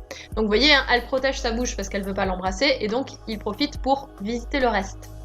J'ai donc changé ma marche et sur le champ j'ai pris poste. Ici, nous avons pensé être perdus tous deux. La petite fille, toute effarouchée, a voulu crier de bonne foi. Heureusement, sa voix s'est éteinte dans les pleurs. Elle s'était jetée aussi au cordon de sa sonnette, mais mon adresse a retenu son bras à temps. Ah oui, non mais je suis d'accord, c'est vraiment horrible. Donc on est d'accord. Quand il dit j'ai pris poste, il est rentré dans le dur, effectivement. Elle a voulu crier de bonne foi, mais sa voix s'est éteinte dans les pleurs. Elle est en train de pleurer, mais il continue. Que voulez-vous faire, lui ai-je dit alors, vous perdre pour toujours? Qu'on vienne, et que m'importe. À qui persuaderez-vous que je ne sois pas ici de votre aveu? Quel autre que vous m'aura fourni le moyen de m'y introduire? Et cette clé que je tiens de vous, que je n'ai pu avoir que par vous, vous chargez-vous d'en indiquer l'usage? Donc, cette courte harangue n'a calmé ni la douleur, ni la colère, mais elle a amené la soumission. Je ne sais si mon ton lui prêtait de l'éloquence, au moins est-il vrai qu'elle n'était pas embellie par le geste. Une main occupée pour la force, l'autre pour l'amour, donc on comprend, une occupée pour la force, il est en train de la maintenir de force pour pas qu'elle essaie de bouger. L'autre pour l'amour, quel orateur pourrait prétendre à la grâce en pareille position? Si vous vous la peignez bien, vous conviendrez qu'en revanche, elle était favorable à l'attaque. Mais moi, je n'entends rien à rien, et comme vous dites, la femme la plus simple, une pensionnaire, me mène comme un enfant, blablabla, blablabla. Celle-ci, tout en se désolant, sentait qu'il fallait prendre un parti et entrer en composition. Les prières me trouvant inexorables, donc elle le supplie, elle le supplie d'arrêter. Les prières me trouvant inexorables, il a fallu passer aux offres. Vous croyez que j'ai vendu bien cher ce poste important? Non, j'ai tout promis pour un baiser. Il est vrai que ce baiser pris, je n'ai pas tenu ma promesse, mais j'avais de bonnes raisons. Étions-nous convenus qu'il serait pris ou donné? À force de marchander, nous sommes tombés d'accord pour un second, et celui-là, il était dit qu'il serait reçu. Alors, ayant guidé ses bras timides autour de mon corps et la pressant de l'un des miens plus amoureusement, le doux baiser a été reçu en effet, mais bien parfaitement reçu, tellement enfin que l'amour n'aurait pas pu mieux faire. Tant de bonne foi méritait récompense, au siège aussitôt accordé la demande, la main s'est retirée, mais je ne sais par quel hasard je me suis trouvée moi-même à sa place. Donc, la main s'est retirée, mais il s'est trouvé à sa place. Vous me supposez là bien empressé, bien actif, n'est-il pas vrai? Point du tout, j'ai pris goût aux lenteurs, vous dis-je, une fois sûr d'arriver pour t'empresser le voyage. Donc en plus, il fait durer ça, voilà. Sérieusement, j'en étais bien aise d'observer une fois la puissance de l'occasion, et je la trouvais ici dénuée de tout secours étranger. Elle avait pourtant à combattre l'amour, et l'amour soutenu par la pudeur ou la honte, et fortifié surtout par l'humeur que j'avais donnée et dont on avait beaucoup pris. L'occasion était seule, mais elle était là, toujours offerte, toujours présente, et l'amour était absent. Bon, bref, voilà. Oui, tout à fait, Alice. Tout à fait. Ah oui, non, mais c'est trash, Bon. Bon, pour assurer mes observations, je vous lis juste la fin de ce paragraphe qui est absolument fabuleux. Pour assurer mes observations, j'avais la malice de n'employer de force que ce qu'on en pouvait combattre. Seulement, si ma charmante ennemie, abusant de ma facilité, se trouvait prête à m'échapper, je la contenais par cette même crainte dont j'avais déjà éprouvé les heureux effets. Donc, en fait, il dit... Ah oui, non, mais ça, je suis d'accord, il y a la question de la religion qui rentre en cause, bien entendu. Non, mais j'allais y venir, j'allais venir sur l'analyse. Donc bref, j'avais déjà éprouvé les heureux effets, donc il dit que comme la force physique ne suffit pas, il lui dit de toute façon sinon je te dénonce et c'est toi qui vas passer un mauvais moment, eh bien sans autre soin, la tendre amoureuse, oubliant ses serments, a cédé d'abord et finit même par consentir. Non pas qu'après ce premier moment, les reproches et les larmes ne soient revenus de concert, j'ignore s'ils étaient vrais ou fins, mais comme il arrive toujours, ils ont cessé, etc. etc. Voilà, voilà. Ben, en fait, Alice, je pense que c'est important dans le sens où malheureusement ça arrive. Et donc, même si en général c'est pas quelque chose sur lequel on passe du temps, hein, moi je le fais avec vous parce que je trouve que c'est important. Mais bon, voilà, cela dit ça existe. Hein. Oui, oui, non, mais comme il arrive toujours. Ah oui, mais moi non plus j'ai pas de mots. Hein. Quand j'ai lu ça, si vous voulez, en fait, quand on le lit sans le recul critique, on se rend pas bien compte à quel point c'est trash. Mais en fait, quand on a justement le recul critique, c'est affreux. C'est vraiment affreux. Mais oui, c'est un habitué du viol, bien sûr, bien entendu. C'est un libertin. Vous parliez du marquis de Sade tout à l'heure en début de live. C'est tout à fait ça. Hein. Le libertinage, c'était un sport national chez certains hein, que de se dire allez, on va violer des vierges. Donc oui, hein, c'est vraiment une horreur, hein, ce passage. Donc, c'est la première fois, je vous rappelle hein, que ce qui nous est raconté, c'est la première fois de Cécile de Volanges. Hein. Donc, sa première fois, c'est ça qui se passe. Et donc, effectivement, tu en parlais hein, de la question de la religion qui faisait l'ignorance en plus des jeunes filles. Hein. Tu parles de la question de la virginité qui est aussi importante dans le mariage, je suis d'accord, et qui est une des raisons pour laquelle on peut refuser un mariage normalement dans la foi catholique. Hein, si la personne n'est pas vierge, enfin la femme n'est pas vierge, on peut refuser normalement le mariage. Alors, justement, hein, la scène du pipou, ouais, c'est ça, la chaîne du pipou.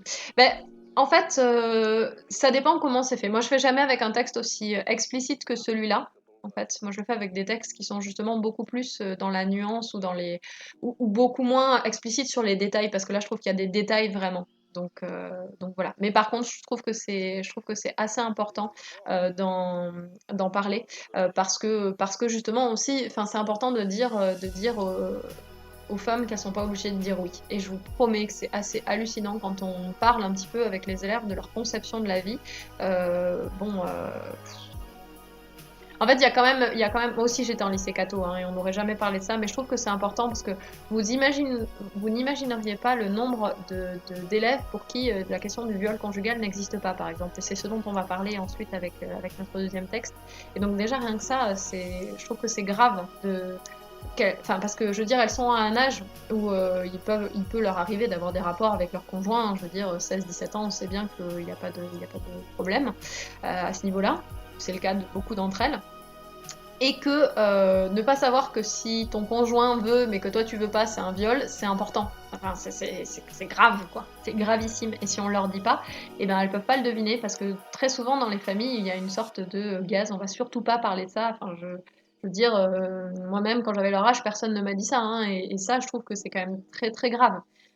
Et j'aurais bien aimé, en fait, que certains professeurs juste nous disent ça. Eh ben oui, tout à fait, les choses sont posées. Les choses sont posées et je trouve que c'est très très important. Non, non, Dorian, c'est pas vraiment ça. Il pensait pas que c'était vraiment un Scrabble. Il disait juste qu'on pouvait pas le faire tout seul. Ce à quoi je l'ai détrompé. Mais oui, les mots utilisés sont durs à comprendre. Effectivement, avec nos mots à nous, c'est trash. Mais bon. Mais tout à fait, Bastien, tout à fait. Et c'est pour ça qu'en fait, déjà, ce qui est important, c'est que c'est pas eux qui en parlent, c'est moi. Parce que je pense que je suis plus à l'aise qu'eux pour en parler. Voilà. Et ils savent que la porte est ouverte. Et ça, je pense que c'est extrêmement important. Ben, en fait, tant pis si c'est lourd. Tant pis si c'est lourd, franchement.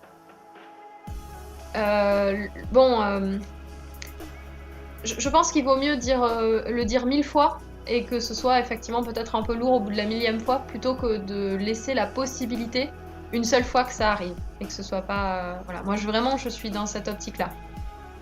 Voilà, je préfère que ça serve à rien plutôt que de ne pas en parler et de faire genre effectivement de mettre ça sous le tapis. On dit non non ça n'existe pas. Donc voilà, donc ça vraiment c'est très important. Et la question du libertinage, c'est aussi une manière d'expliquer ça, hein, que les prédateurs sexuels ça existe. Euh, oui, c'est pas faux, parfois un mec à 17 ans c'est un peu lourd. Mais vous savez, même avant ça, hein, avant d'enseigner au lycée, j'ai enseigné au collège. Et je peux vous dire que les élèves se rendaient pas compte de l'impact qu'a la perversion sexuelle sur leurs camarades de classe. Camarades féminines, bien sûr. Si vous voulez, Je vous donne un exemple, hein. Quand je travaillais, j'avais des cinquièmes et des quatrièmes. Mais ça marche aussi avec les sixièmes, hein. Je leur demandais en général quelle jeune fille s'était déjà sentie mal à l'aise à cause d'un comportement trop sexué de la part des gens de leur entourage. Alors pour vous donner une idée, euh, dans une classe de sixième, c'est à peu près 80 à 90% des élèves féminines qui ont déjà ressenti un malaise vis-à-vis de ça, qui ont déjà ressenti des comportements gênants de la part en général de jeunes adultes, voire d'adultes. Et à partir de la cinquième ou la quatrième, c'est en général toutes les élèves qui ont retenu ça, qui ont connu ça. Et comme elles le disent souvent, ce qui les gêne, c'est que quand c'est des enfants, enfin des gamins de leur âge, c'est moins grave, mais quand ce sont parfois des gens qui ont 25-30 ans, qui draguent des gamines de 14 ou 13, ça me rend folle. Oui, oui. Et ça, justement, c'est assez important parce que les élèves masculins ne s'en rendent pas forcément compte parce que pour eux, ça vient plus tard. Ça vient plus tard, mais je vous jure, hein, c'est éloquent en fait. Et donc c'est pour ça que j'aurais un petit conseil à donner pour ceux qui sont un petit peu plus âgés, qui ont, oui oui, dès la sixième, hein, oui oui, qui ont des petits frères, des petites sœurs, des neveux, nièces, tout ça, ou même des amis un petit peu plus jeunes. N'hésitez pas, hein, dites-leur qu'il faut en parler, que c'est pas normal et que si, je vous dis, hein, voilà, si elles se sentent pas bien parce qu'elles se font siffler dans la rue, si elles se font pas bien parce qu'on leur fait des propositions, et je peux vous dire que parfois les propositions sont très explicites, et ben faut en parler et que c'est pas normal. Bah, Dorian, les deux, je pense, hein. Les deux sont horribles. Mais voilà. Et c'est pour ça aussi que je trouve que c'est important d'en parler. Et c'est aussi pour ça que j'en parle là dans mon live, mais que j'en parle aussi en cours parce que c'est extrêmement important en fait. C'est vraiment extrêmement important. Et là, je vous parle d'un viol. Donc, je vous parlais d'un viol chez euh, Choderlos de Laclos dans Les Liaisons dangereuses, qui est un viol de... Ah, mais je pense que tout s'accélère, hein, Bastien. Là, c'est un viol entre deux, alors pas inconnus, mais voilà. Là, je vais vous parler d'autre chose avec Zola, vous l'avez sans doute reconnu à droite. Là, je vais vous parler de la question du viol conjugal, pas que, mais en partie du viol conjugal, hein, puisque faut savoir que Zola est un auteur naturaliste, vous le savez, qu'il a voulu représenter la réalité telle qu'elle est, et que clairement, la réalité du 19e siècle, c'est pas rigolo. Mais c'est vraiment pas rigolo d'être une femme au 19e siècle, surtout dans des milieux plus populaires. Je vais vous donner deux exemples en particulier. Ouais, non, mais Bastien, il y a beaucoup d'élèves masculins qui s'en rendent pas compte, hein. C'est normal. Et d'ailleurs, c'est aussi pour ça que je leur en parle, en leur disant, voilà, rendez-vous compte que ça existe et ce que subissent vos amis, donc n'hésitez pas à les raccompagner si elles se sentent pas très bien, etc., etc. Coucou Charlotte, tu arrives au moment où on parle de trucs horribles. Voilà, le viol et la violence sexuelle, chouette alors.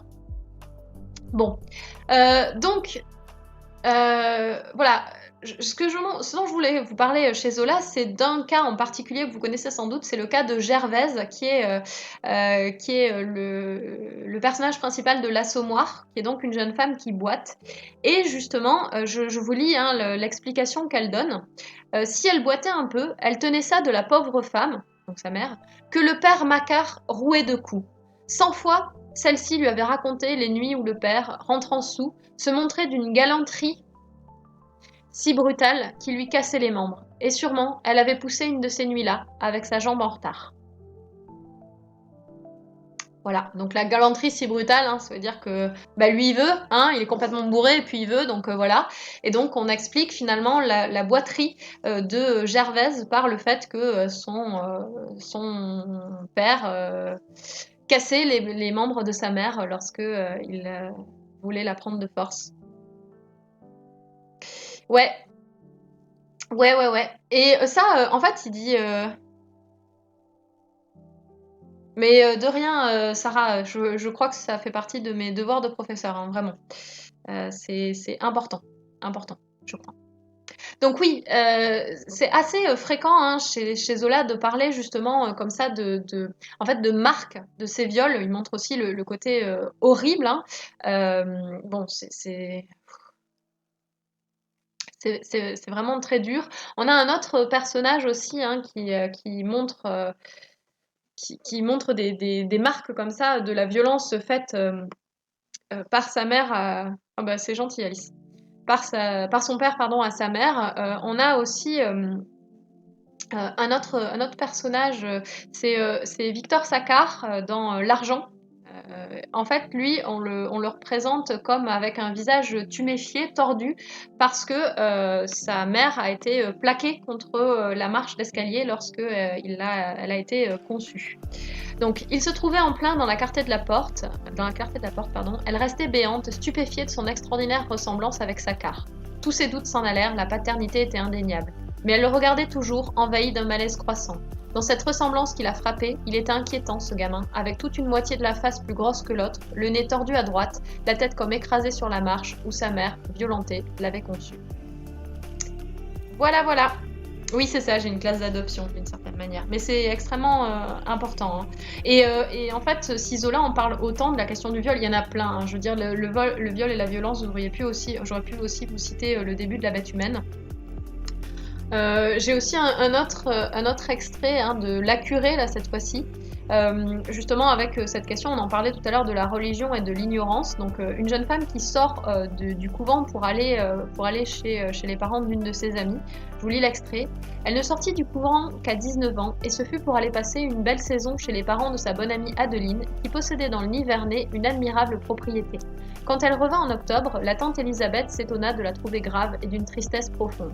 Un soir, elle l'a surpris étouffant ses sanglots dans son oreiller, tordu sur son lit par une crise de douleur folle. Dans l'abandon de son désespoir, l'enfant lui raconta une histoire navrante. Un homme de 40 ans, riche, marié, et dont la femme jeune et charmante était là, l'avait violentée à la campagne, sans qu'elle sût ni n'osât se défendre. Cet aveu terrifia la tante Élisabeth. Ouais, c'est pas mal. C'est pas mal. Bah, de toute façon, j'ai terminé, Alice. Merci beaucoup d'avoir été là. Merci beaucoup d'avoir été là. Ça me fait très plaisir et j'espère à bientôt. Donc voilà, pour terminer sur cette image du sexe, hein, vous voyez, il n'y a pas que des bons aspects, loin de là, à la question de la sexualité. Et donc, j'espère que vous avez appris quelque chose en restant ici, que vous avez aussi compris quelle était la place donc, du sexe en littérature et pourquoi c'était important. Écrire des récits en soi, c'est un fait, mais le lecteur avide de ce livre n'est-il pas voyeur comme la télétrash actuelle? Alors, ça dépend lesquels. Dans le cas de Zola, qui essaie vraiment de rendre compte de la réalité, je pense que justement, il rend compte de la réalité, et donc comme c'est une réalité qui existe, il en parle. Et c'est le cas aussi de Chodalos de Laclos, qui est un libertin. Alors lui, c'était pas un libertin, c'était plus un libertin de pensée. Merci Kaofi, tu vas obtenir ton bac en t'abonnant. Merci beaucoup. Merci Corentin d'avoir écouté, c'est très gentil. C'est très gentil, c'est très gentil. Donc oui, vous voyez, hein, en fait, c'est... voilà, c'était... Ah, merci à Edendal, vous êtes trop chou. Vous êtes trop chou. Donc voilà, tout ça pour vous dire, hein, je reviens avec joie à la littérature après avoir été dégoûtée vu que j'avais été forcée. Alors, il faut savoir que la littérature, c'est passionnant. C'est passionnant. Merci pour le follow. La littérature, c'est passionnant, c'est beau, c'est intéressant. C'est aussi parfois tragique parce qu'en fait, pour moi, c'est à l'image de la vie. Et donc, pourquoi est-ce qu'il y a du sexe en littérature? Parce qu'il y a du sexe dans la vie. Merci Alexandre pour le follow. Et ça, je trouve que c'est extrêmement important d'en parler. Donc forcément, il y a des choses qui sont un petit peu plus drôles. Il y a même des choses qui sont traitées de manière drôle. Merci, tout se comprend, c'est trop gentil. C'est trop gentil. Si j'avais eu une prof de littérature aussi intéressante au lycée, j'aurais peut-être pas fait de sciences. Oh, dis donc. Alors attention, hein, je vous précise, hein, il faut faire les deux, puisque de toute façon, c'est clairement les deux qui sont intéressants. Moi, je regrette de ne pas avoir pu faire autant de... ouais, c'est le train de la hype. J'ai pas pu faire autant de sciences que j'aurais voulu, parce qu'il fallait choisir. Mais voilà. Bah oui, je me doute, c'est pas une belle période pour beaucoup de gens, en fait. Faut savoir, le lycée, c'est quand même pas le moment où on se sent le mieux dans la vie. Mais en tout cas, sachez-le, de rien. Moi, c'est important d'en parler, je continue à en parler. Ah bah, avant ta prof de français de première, non mais je la connais, c'est pas quelqu'un de recommandable. Jeanne est une de mes anciennes élèves. Donc vous voyez, c'est traité parfois avec des moments plus légers que d'autres, hein, avec parfois de l'humour aussi, parce que il faut traiter parfois ça avec de l'humour. C'est le cas par exemple du mariage de Figaro, ça n'empêche pas de le dénoncer. Mais en tout cas, c'est assez intéressant de parler de tout ça et de se rendre compte à quel point la littérature permet de parler du monde d'aujourd'hui. Et c'est ce que j'essaie de montrer à mes élèves en parlant des classiques, en parlant de tout ça. C'est effectivement du monde et de la vie dont on parle en fait, tout simplement. Oui, je suis d'accord, Corentin. Moi, c'est pour ça que je suis très contente d'être sur POC Science parce que j'adore les gens qui savent des choses et je suis tout le temps en train d'écouter des choses éducatives, des conférences et tout ça parce qu'en fait, c'est tellement beau de pouvoir apprendre des choses. J'espère apprendre des choses toute ma vie et je sais que je vais apprendre des choses toute ma vie. Bac 88, oui, alors bien sûr, mais en fait, c'est pas grave, on peut y arriver beaucoup plus tard à la littérature. On peut y arriver à 80 ans à la littérature, c'est pas ça qui est important. C'est pas ça qui est important. Littérature, faut pas donner tout le temps les mêmes livres, ça dégoûte. Alors après, eh bien, tu sais, même en donnant des classiques, tant qu'on les explique, bah merci beaucoup Bastien. Tant qu'on les explique, c'est bien. Moi, je vous dis, à partir du Rouge et le Noir, je peux parler de tout ça, hein. Je vous ai donné un extrait du Rouge et le Noir tout à l'heure, je vous ai donné un extrait de La Princesse de Clèves, qui sont pourtant de l'ultra classique, du plus classique du monde. Et pourtant, on peut parler de sujets importants à partir de ça, hein. Le mariage de Figaro, tout ça, ce sont des ultra classiques. Les liaisons dangereuses, je vous ai parlé de plein d'œuvres qu'on étudie au lycée. Mais en fait, après, faut pas que les professeurs aient peur de vous en parler. Moi, je vous ai dit, j'ai absolument pas peur de parler des sujets qui fâchent. Là, on parle du sexe, mais ça peut être de n'importe quoi d'autre. J'ai carrément fait en inspection, hein, la question sur le sexe, hein. Je veux dire, j'ai fait un texte sur le sexe, le texte que je vous ai lu, devant l'inspecteur. Parce que moi, ça ne me gêne absolument pas d'en parler devant qui que ce soit. Après, je peux comprendre que certains professeurs se sentent pas forcément très à l'aise, mais voilà, il y a plein de pièces qui sont extraordinaires pour parler de ça, pour parler de la liberté avec Don Juan, pour parler, je vous dis, il y a tellement de choses à faire et puis, le mariage de Figaro aussi. Au contraire, c'est beau, la littérature et même les classiques et pour moi, c'est ça qui fait, d'une œuvre un classique. On me le demande, oui, le consentement est essentiel à la vie, ça c'est sûr. On me demande souvent, pourquoi est-ce qu'une œuvre est classique et pour moi, ce qui fait un classique, eh bien, c'est tout simplement la capacité à nous transporter encore des années, voire des siècles après, et finalement de nous parler de choses qui sont tellement actuelles et tellement présentes. Ça, c'est vraiment le plus important. C'est vraiment, vraiment le plus important. Mais je vais pas tarder non plus parce qu'il va falloir que je mange aussi. Mais bon appétit à toi. En tout cas, ça m'a fait très plaisir de vous avoir. J'espère que vous avez passé, alors j'allais dire un bon moment, mais vu le sujet, pas forcément. Mais en tout cas, un moment instructif, ça c'est sûr.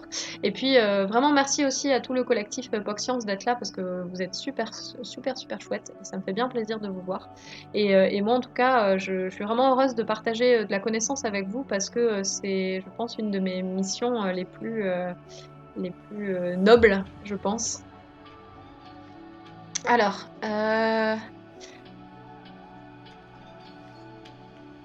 attendez, ça met un peu de temps à charger, donc Cocteau. Oui, alors les poèmes de Ponge aussi, hein, effectivement. Oui, les profs mangent aussi. Bon, ben, bonne soirée. En tout cas, ouais, c'était très, très, très, très chouette. Oui, il faut souvent découvrir les œuvres après. Vous savez, enfin, moi, c'est vraiment quelque chose dont je me suis rendu compte, hein. Vraiment, Madame Bovary, par exemple, quand je l'ai lu jeune, en seconde, j'ai détesté ça. Et puis finalement, le lire après, ça m'a énormément plu. Je pense aussi que, en fait, c'est notre rôle. On laisse passer des choses, on donne des éléments. Et puis. Et puis après, on regarde ce que ça donne. Vraiment, on laisse des lignes et puis après, on voit ce qu'il en est. Et ben tant mieux si vous avez aidé si vous avez aimé cette soirée. Il y en aura d'autres. Il y en aura d'autres. Alors en fait, oui, je suis d'accord. Moi, je déteste Hugo, donc j'en donne pas beaucoup. Mais en fait, il faut savoir qu'on a des contraintes qui sont très fortes en termes de programme, hein. Je veux dire, là, clairement, c'est très compliqué. Autant au collège, on peut faire un petit peu plus ce qu'on veut, autant en lycée, c'est ultra cadré, hein. On a des choses qui sont très cadrées, on peut pas donner tout ce qu'on veut. Moi, j'essaie de le faire sur la lecture cursive. En général, de donner d'autres choses. Je donne Cannibal, par exemple, hein. Jeanne vous le confirmera. J'ai donné Cannibal l'année dernière, qui est quand même une œuvre qui en général marche bien. Mais en fait, je suis pas sûre, Tienou. Je pense que vraiment, si on est bien accompagné, n'importe quoi peut être intéressant. Le prochain live, ça sera jeudi prochain. J'ai pas encore déterminé exactement sur quoi, je vous parlerai de choses intéressantes, j'espère, et que ça vous plaira. On n'a pas vu Doudou, tout à fait, on n'a pas vu Doudou. Il est à un anniversaire, m'a-t-il dit. Mais je pense qu'il repassera en replay, il regardera en replay. Je vous embrasse tous, je vous souhaite une bonne soirée. Bah, oui, tu vois, Cannibal, c'est génial, c'est beaucoup plus actuel, c'est différent. La sexualité chez Tolkien. Alors après, malheureusement, vous savez, ça c'est un des gros problèmes. euh, c'est un des gros problèmes en fait de la formation française en littérature, c'est qu'en général on étudie très peu les auteurs des langues autres que le français. Donc moi en l'occurrence je connais pas mal la littérature allemande puisque j'ai fait allemand LV1 que je me suis intéressée à ça, mais après compliqué sinon. C'est compliqué, je connais pas grand chose après. Pour savoir le sujet en avance, passez chez POC Science, voilà exactement. Non, mais c'est pas grave. Vous inquiétez pas pour les fautes de français, je suis pas en train de travailler là. Hein, c'est autre chose. C'est autre chose. Allez, bonne soirée à tous, bonne fin de journée. Soyez sages et ne jouez pas avec les allumettes. Et rappelez-vous effectivement, hein, le sexe c'est la vie, mais le consentement c'est essentiel. Bonne fin de journée à vous.